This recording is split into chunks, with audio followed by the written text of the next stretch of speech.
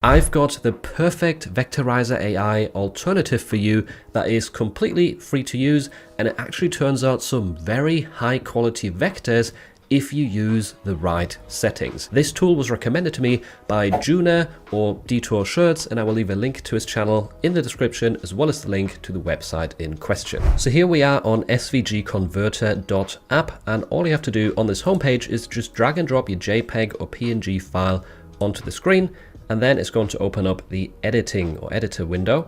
On the left, you've got the original raster file right here, very pixelated if we zoom in. And on the right, we're going to get a vectorized result. Now, you've got a sidebar with a bunch of settings. I will explain these to you. The default settings are quite good and get a decent result. I'm just going to hit vectorize so you can see what it looks like, but definitely keep watching because there is some changes we can make right here that can greatly improve the quality of a vector output. So to begin with, if we zoom in, what can we see? On the left, we've got the before, on the right, we've got the after, and obviously this vector looks very smooth and quite decent, to be honest. Like Vectorizer AI would have probably looked quite similar, but there is some improvements to be made. Now, most of these settings are actually quite good by default, and I wouldn't really touch them. For example, the details, you can play around with these, sort of set this to high and then vectorize again to see if it makes a good difference or not. But for the most part, the edges, smoothness, curve fitting, that can all stay the same. Layer type, definitely keep that on unstack. All of the other settings look pretty rubbish. I have tried them. And at the bottom, by the way, you can change the file format to AI, EPS or PDF as well if you want. I typically just use SVG.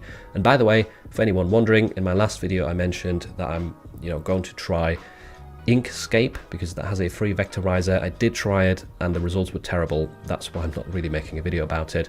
However, the important part within these settings is actually when it comes to the color scheme, because by default it's set to unlimited, which tries to grab as many colors as possible from our PNG file or JPEG file to include in the color scheme for the vector. Now, we don't really want that because with these sort of flat 2D designs, you don't want a lot of colors. You want it to be quite plain, simple and clean. For photography, yeah, you could set this to unlimited, but in our case for print on demand graphics, you ideally want a custom color scheme right here. So if we click on this, we can now select the number of colors that we want included. So in this case, let's try 5. And there you go, it's going to auto select 5 colors as the palette. You can also further customize these colors, which can sometimes greatly improve your result. For example, I don't really want gray as a color because there isn't a ton of gray in this graphic. It's mainly blue, red and white. We've got white over here.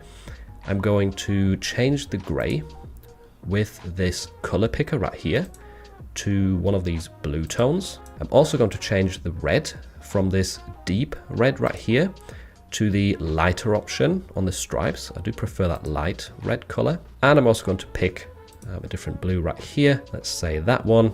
And now if we hit save and vectorize, it should update on the right hand side, have way less colors and look a lot smoother. There we go. That's a really, really good result in my opinion. And you can even do another improvement. For example, if we zoom in over here, you've now got quite a few edges where there's this sort of, imbalance. You've got quite a lot of dark blue and a bit of light blue. Same over here, you can see it quite well. So a bit of a ghosting effect that remains around some of the colors. And we can change this by having this blending option set to complete. Because if we now hit vectorize, wait a few seconds, you're going to see that most of that ghosting effect has disappeared. How does it look over here? Yes, this little edge has also gone away. However, what if you want to make even further enhancements? For example, get rid of this annoying red dot right here. Or maybe you want to just change one of the colors, add a little bit of red right here to fill that out. Just make some minor adjustments to tidy this up. Well, you can also do this with this app, which is amazing. Let's start with this little red dot. All you have to do is head over to the top left corner, click on edit image. If we zoom in right here, it's going to turn into this weird pixel art format, but don't worry, this is just an editor to enhance our result. if we click on pick color up here, we can now pick this white, and then you can choose the color fill right here and use this little paint bucket to just click on the red dot, and it's going to disappear just like that. Now if we click back onto the hand symbol, we can move around the canvas. Let's say I want to get rid of this little white hole right here within our stripe. Then it's the same process, except I need to now pick the red color, then use the color fill option, click on this, and now the hole is gone. Isn't that amazing? Really, really cool. Also little spots like this where you can use the color fill. Instead, you can use the edit pixel function, and you get this little pencil. Now I can just draw over this, or you could draw any shape if you wanted to. Control Z to undo, by the way. Oh, that's going to take quite a while because there's a lot of individual dots, but you get the gist. Control Z to undo your last step, Control Y to redo the last step. If we go back to the hand tool and zoom out right here, we can very easily tidy up some of the imperfections with this edit segment image window. That's what it's called. And once you're done editing your segmented image, just click on save. Then you want to make sure that you have use segmented image enabled, and then click vectorize again. And there we go. Now this is updated and some of these little faults have been cleaned up. So super, super cool tool. Very easy to use once you get the hang of it. It only took me like 10 minutes to learn this, so I'm sure you can pick it up very easily too.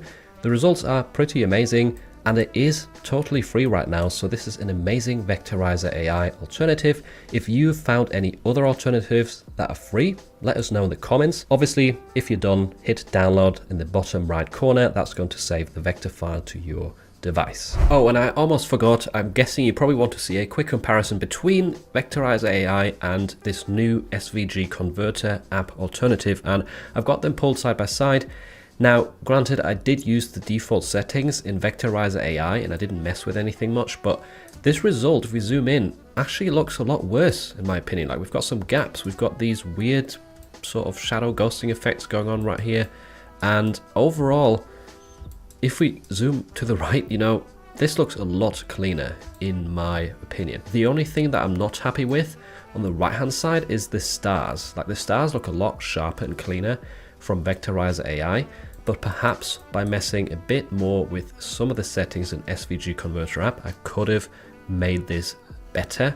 However, overall, the result on the right, I think, looks a lot nicer. So this is very promising considering SVG Converter app is free and you have to pay like $10 a month now to use Vectorize AI. And yeah, let me know what you think of this comparison. Which of these tools looks better to you? To me, it's quite a clear win to SVG Converter app.